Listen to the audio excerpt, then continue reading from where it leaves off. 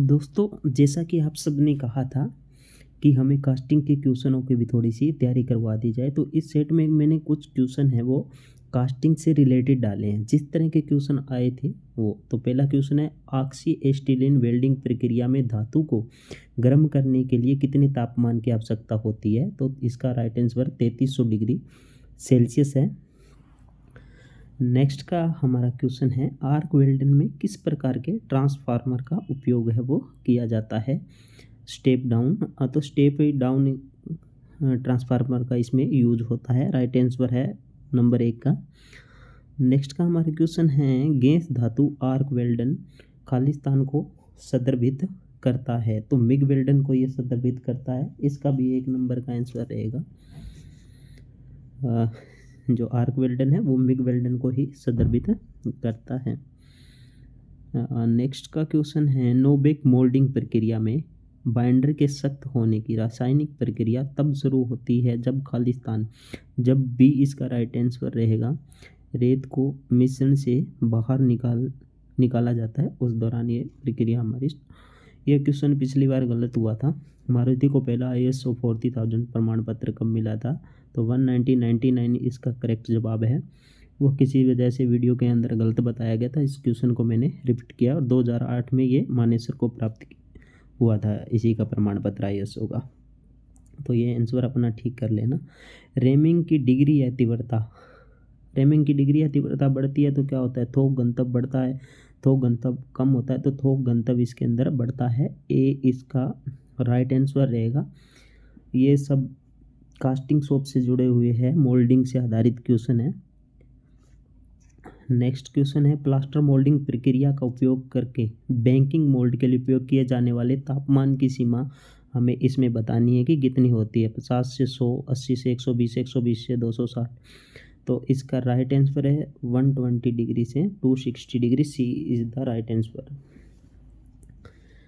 Next का हमारा question है कि कच्चा लोहा और अलोह धातुओं के ढलाई के लिए किस रेत का उपयोग किया जाता है?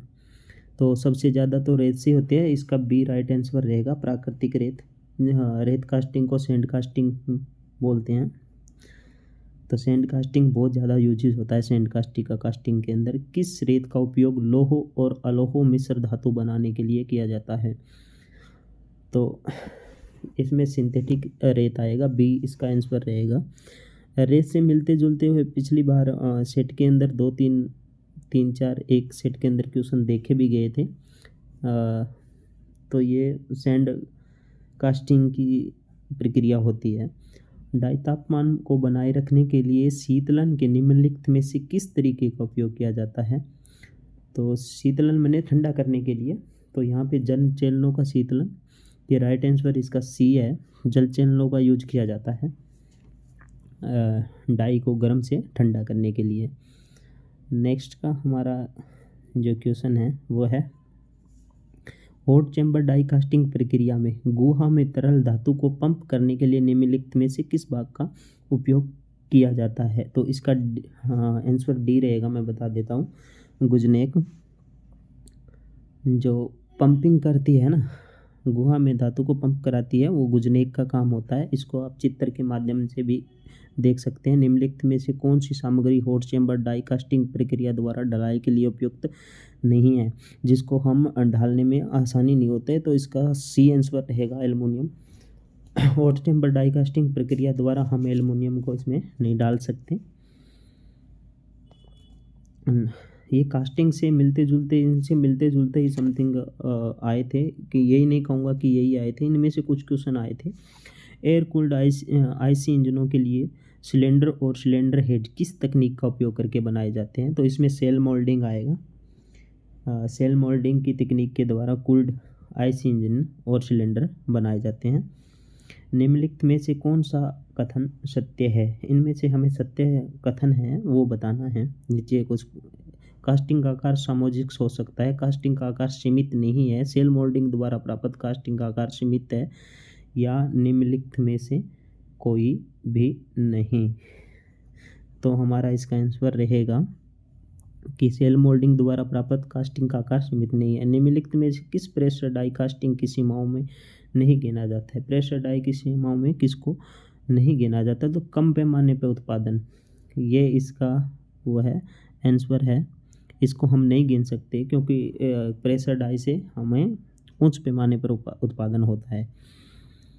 नेक्स्ट का हमारा क्वेश्चन है, हॉट चेम्बर डाई कास्टिंग में स्ट्रोक के अंत से पहले पोर्ट को उजागर करता है। तो नीचे कुछ ऑप्शन मिलेंगे आपको, इंजेक्टर, प्लंजर, जलती लो, डाई कैविटी। तो इसका बी राइट आंसर रहेगा प्लंजर। प्लंजर का यही काम होता है कि वो पोर्ट को उजागर करता है। स्ट्रोक के अंत से पहले पोर्ट को उजागर हमारा प्लंजर ही करता है। नेक्स्ट का क्वेश्चन है कि ग्रेविटी डाई कास्टिंग का दूसरा नाम क्या है? कास्टिंग में ग्रेविटी डाई कास्टिंग का दूसरा नाम अगर हम ले तो बी इसका राइट आंसर रहेगा। स्थाई मोल्ड कास्टिंग को ही ग्रेविटी डाई कास्टिंग हम बोलते हैं। B answer is correct answer. Next का हमारा क्वेश्चन है, सेल मोल्डिंग में प्रयुक्त पैटर्न सामान्यतः किसका बना होता है? जो पैटर्न होता है उसमें प्रयुक्त होने वाला वो किस चीज़ का बना होता है? तो बी इसका हमारा आंसर रहेगा कि वो धातु का बना होता है।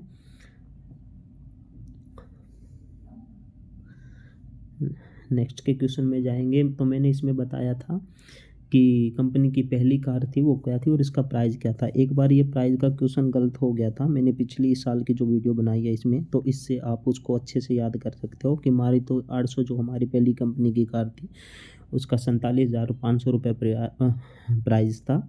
और इसे मारुति उद्योग लिमिटेड जो जिस टाइम इसका ये नाम था, और अब जो हमारा नाम है वो मारुति सुजुकी इंडिया लिमिटेड के नाम से है।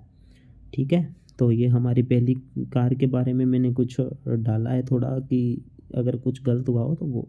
और पहले कार के खरीदार की बात करें तो खरीदार हमारे हरपाल सिंह जी थे, और इन्हें ये चाबियां इंदिरा गांधी जी ने एक औपचारिक उद्घाटन, जिसका नाम था औपचारिक उद्घाटन, उसके अंदर इसकी चाबियां उनको सौंपी गई थी।